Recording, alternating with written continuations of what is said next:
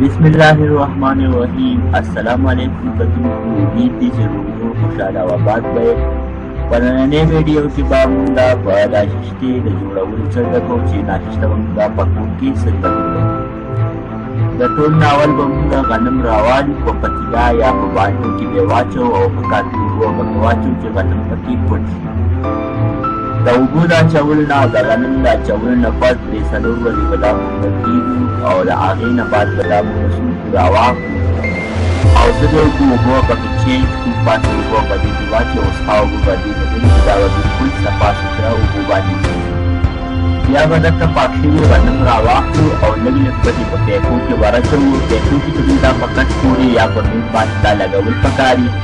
بیا دلته پاک شوي غنم به رالو لږ لږ او پیکو کې به ورچوو، پیکو به تاوو او څه به کېږي دا په شان کې ناشتا او یوټیوب کې دا به یو ځای راوځو.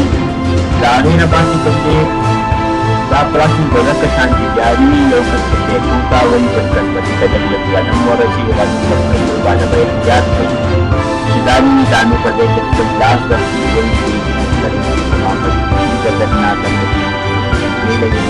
او دا پراسس دغه شانتې به سټارټ وي تر اخره پورې چې تر څو پورې دانې نه وي ختم شوي. د هغې نه بعد به بیا څه کېږي، بیا به دغه خوشته شوې ناشسته کومه چې شوي په پیکو کې هغه به موږ څه وکړو راواخلو. دغه به ناشسته چې کومه ده هغې کې به غنم بوسخور کې وي، غنم به مې دې کې مکس دغه غنم دغه خوشته شوې چې کومه شوې ناشسته وي میده شوې دا به راواخلو او څه به وکړو په خانه کې یا په پتیله کې به یې څه کړو خوشته به هغې کې به اوبه واچوو. د اوبو په ذریعه به د دې ناشسته او بوسخور کې موږ څه کړو دا به دې لرې کړو. دغه ناشسته چې دا به په دې اوبو کې ښه واغږو د دې په ذریعه باندې به څه وشي د دې نه به چې بوسخور کې دي دا به دې څه وکړو نچوړ به کړو، بلکل دا به خوشته کړو د وړو په شانتې بیا ومږو د دې نه به ناشسته لرې شي په دې کې.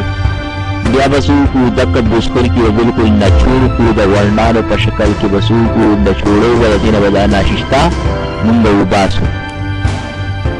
دا به په غلبیل باندې هم چې کوم دې چاند به وکړو په دې کې څه لږ ډېر بوسخور کې پاتې هغه به د چاند په ذریعه باندې څه شي د دې نه به راوړو. څنګه تاسو په دې یو کې کتلي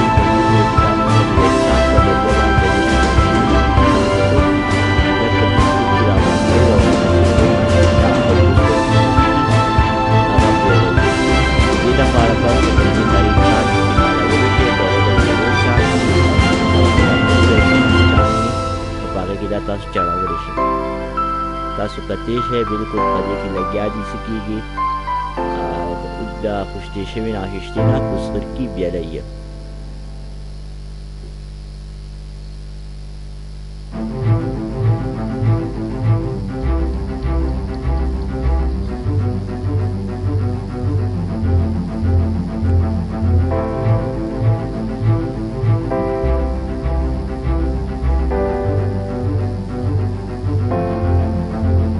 بعد به څه وکړئ چې دا کله ټوله ناشسته دغ شي بیا به په یو لوښي کې بلکل چڼ کړئ.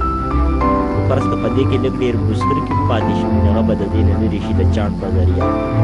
ویډیو کې تاسو وګورئ د وړو د چاڼ نه لګیا دی کوم ناخوشته شوي ناشسته چې به کوم غړ غړ بوسخور کې وي هغه په لاسو هم لرې کړئ چې کوم واړه واړه بوسخور کې وي هغه بیا د چاڼ نه بغیر نه کېږي. نو په بل سټپ کې تاسو دا وکتلی چې یاره موږ څه وکړو غړ غړ بوسخور کې مې وکړو. په دې یو سټپ کې تاسو کولی شئ چې څه کېږي چې کوم ډېر بوسخور کې واړه واړه بوسخور کې په لاسو کې نه راتلل هغه یې د چاند په ذریعه څه کړله چاڼ وکړل.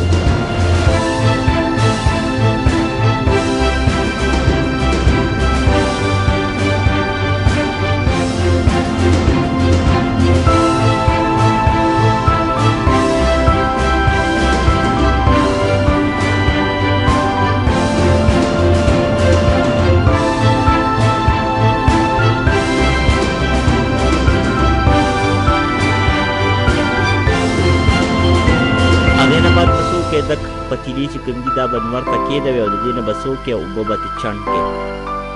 سات په سات په دې باندې بره اوبه راځي او هغه به تاسو څه کوئ د دې نه توروئ. په آخره کې چې کوم لږ پاتې شي او اوبه ترې نه وځي نو هغه په یو کپړه کې یا په لوپټه کې واچوئ او څه بیا وکړئ ځوړند به یې کړئ. دغه طریقې سره به د دې نه څه وشي ټولې اوبه به د دې نه چڼ شي او په آخر کې به خالص ناششته به پاتې شي هغه به نور پکېده وي هغه به څه وشي هغه چې کوم دی د لمر په ګرموالي کې هغه به وچه شي هغې نه بعد به تاسو وکړئ هغې نه بعد به دغه وچه شوې ناششته راوالې او څه به یې کړې میده به یې کړې ښه به یې اوړه کړې دغه شانتې به دا پراسس تر اخره پورې جاري وي چې تر څو پورې ټوله ناششته چڼ شوي نه وي د دې سره زموږ ویډیو سرته رسي زموږ چینل سبسکرایب کې ویډیو لایک کې او د ګټې نشان ووهئ شکریه والسلام